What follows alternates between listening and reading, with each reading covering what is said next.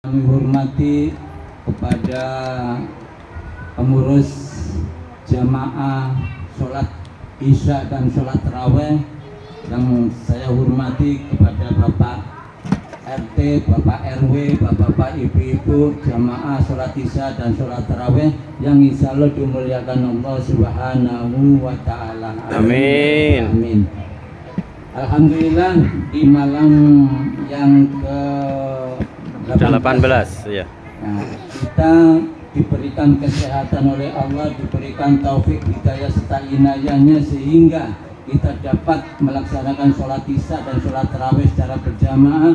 Mudah-mudahan niat kita, langkah kita dari rumah sampai tempat ini mudah-mudahan diterima oleh Allah Subhanahu wa Ta'ala. Amin amin Ya rabbal Hadirin alamin. bapak-bapak, ibu-ibu yang berbahagia, pada hakikatnya bahwa semua manusia, orang-orang hidup di dunia ini semuanya ingin masuk surganya Allah Subhanahu wa Ta'ala tanpa terkecuali.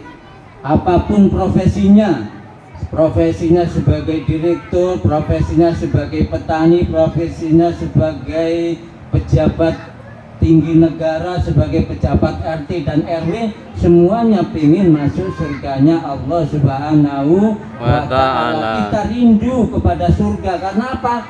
Kenikmatan semuanya ada di surga, 100% ada di surganya Allah Subhanahu wa Ta'ala. Adapun di dunianya ini cuma hanya 1% direbutkan orang sedunia, direbutkan oleh hewan-hewan sedunia, hayawan-hayawan sedunia, itu cuma 1%, tapi yang 100% ada di surganya Allah Subhanahu wa Ta'ala. Makanya tidak heran siapapun orang ingin masuk surga, bahkan orang mencuri pun ingin masuk surga ya. Kemudian apa? Minta ampun kepada Allah Subhanahu wa Ta'ala. Adapun surga, rindu kepada 4 golongan. Apa itu yang dirindukan oleh surga? Yang pertama yaitu talil Quran, orang yang cinta untuk membaca Al-Quran ya. Makanya alhamdulillah kita dijadikan sebagai orang Islam, orang Muslim, kita hendaknya cinta untuk membaca Al-Quran. Ya, cinta membaca Al-Quran, nggak harus kita membaca 30 juz, kita bisa membaca 1 juz boleh, kita bisa membaca 1 ain atau 1 ruku atau 1 surat dan sebagainya. Nah, saya ini nggak bisa membaca.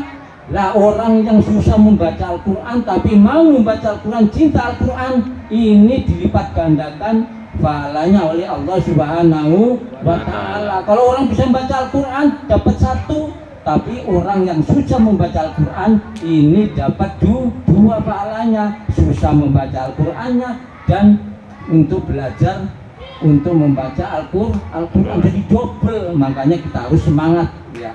Karena apa? Di kita ini, di tempat kita itu alhamdulillah aman membaca Al-Quran, pengen belajar, pengen apa. Lah sini sibuk kerja, sama semuanya orang sibuk kerja, urusan untuk kepentingan anak-anak kita, keluarga kita, semuanya begitu. Tapi kita harus luangkan waktu sedikit ketika kita ada di rumah, kita istirahat. Dan insya Allah kalau kita mau membaca Al-Quran, merenungkan Al-Quran, insya Allah kita itu menjadi obat ya. Amin. Kebanyakan orang sakit tuh kadang-kadang nggak mau baca Al-Quran ya. Kalau kita mau membaca Al-Quran, renungkan Al-Qurannya, kita sebab berzikir kepada Allah, maka kita akan sehat hati kita. Ala bizikrillahi tatmainnul qulub ya. Karena siapa yang sering mengingat Allah, berzikir kepada Allah, maka hatinya akan tenang ya. Kenapa orang-orang nggak tenang? Kayak di Jepang, gampang orang stres, gampang bunuh diri ya.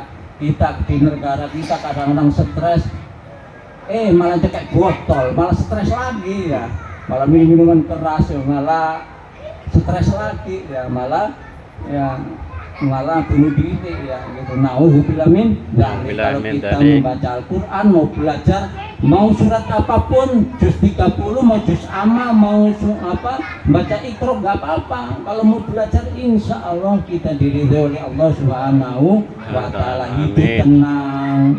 Apalagi alhamdulillah ini insya Allah kalau dibaca terawih, insya Allah nanti jadi musola atau jadi masjid. Allahumma Amin. ya. Karena dulu saya di blok G ya RW 30 dulu pertama juga pakai apa? Pakai terpal.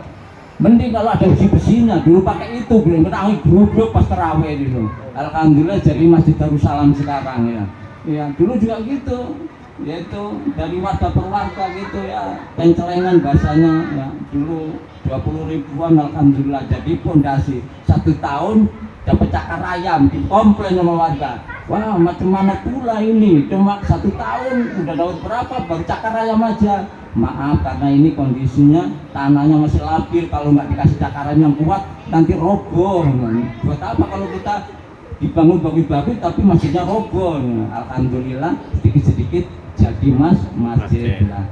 Ya, alhamdulillah ini insya Allah mudah-mudahan diridhoi oleh Allah dan jadi atau masjid, amin ya robbal alamin. Tadi yang pertama tali Quran, cinta untuk baca Al-Quran. Yang kedua yaitu wahid di lisan, menjaga lisan, bukannya dijaga lisannya begini, bukan, tapi perkataannya, ucapannya harus dijaga, tidak sembarangan, gampang memaki-maki orang, gampang menjelek orang, gampang memfitnah orang. Jadi harus dijaga lisan kita ini. Karena apa? Kalau kita membuat onar, membuat orang gaduh, membuat orang bermusuhan, berantem dan sebagainya, ini nanti efeknya akan menimbulkan dosa kalau nggak dijaga. Alhamdulillah warga sekitar ini adem ayem, nggak terlalu terus bikin jamaah dan sebagainya. Mudah-mudahan diridhai oleh Allah Subhanahu wa Ta'ala. Amin. Alamin. Jadi yang kedua yaitu hifdzul lisan, yang ketiga yaitu wamut imuljian, yaitu memberi makan kepada orang lapar. Orang-orang lapar ada di sana di pojokan dan sebagainya. Ketika ada orang yang kelaparan nggak bisa makan, kita memberikan makan, ini nanti dirindukan oleh surganya Allah Subhanahu wa Ta'ala. Karena wakilah diceritakan bahwasanya orang yang berharga kepada Allah, maksiat kepada Allah, biasanya kalau di sini bahasanya itu lonti atau apa ya, kupu-kupu malam. Tapi dia menolong apa itu? Yaitu anjing. Anjing ketika itu kelaparan, kehausan, tapi ada orang yang menolongnya, mengambilkan air, ngasih minumnya sehingga nggak jadi mati. Jadi itu wakilah dijelaskan bahwasanya ditolong oleh Allah Subhanahu wa Ta'ala, diampuni dosa-dosanya dan dimasukkan surganya Allah Subhanahu wa Ta'ala. Amin ya robbal alamin. Jadi kita menolong. Jadi kita menolong bukan orang baik saja, orang jelek, tapi kalau ditolong tapi mau menjadi orang baik, ini harus ditolong. Lingkungan kita, hayawan kita, ada apa ditolong ya dengan baik, asalkan untuk menjadi yang baik ya, insya Allah. Kemudian yang 4 yaitu wasaimu fi syahri Ramadan, yaitu orang yang berpuasa di bulan Ramadan. Kita puasa, kita bekerja jauh, di mana? Di Tangerang. Kerja di mana? Di Pulau Gadung dan sebagainya ya. Jauh kemana-mana. Saya dulu juga saya kira jauh. Kerja di mana Bang? Ketika rapat, maaf saya kerja di Paku. Wah jauh. Itu kata saya itu jauh dulu. Tempatnya di Paku sana deket ya. Kira itu di sektor pembahasan jauh banget ya. Katanya jika lompat aja jauh. Kita kerja di Sudirman, kita kerja di Tangerang, katanya begitu. Alhamdulillah gitu. Ya, jadi kalau kita walaupun seperti apa, kalau kita puasa insya Allah diridhoi oleh Allah Subhanahu wa Ta'ala. Karena apa? Orang berpuasa nanti dirindukan oleh surganya Allah Subhanahu wa Ta'ala.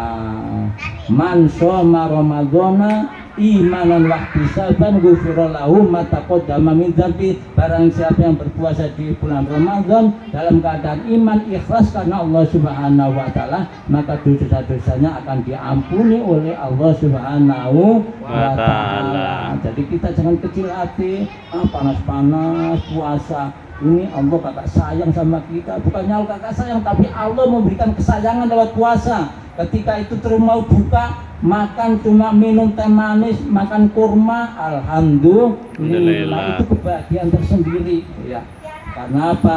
Itu merupakan semuanya contoh-contoh dari Rasulullah Shallallahu Alaihi Wasallam. Wasallam. Kata orang-orang keripik gedang, tutup ketelok, sidik dan porokoso. Waktunya di pagi ya karena bapak-bapak semua capek ya karena kerja jauh-jauh baru Pulang. Mudah-mudahan semuanya diridhai oleh Allah Subhanahu Wa ta'ala. Amin. Bukan saja yang bisa sampaikan, barangkali ada kurang lebihnya saya minta maaf yang sebesar saja. Akhirul kalam ihdinas siratal mustaqim. Assalamualaikum warahmatullahi wabarakatuh.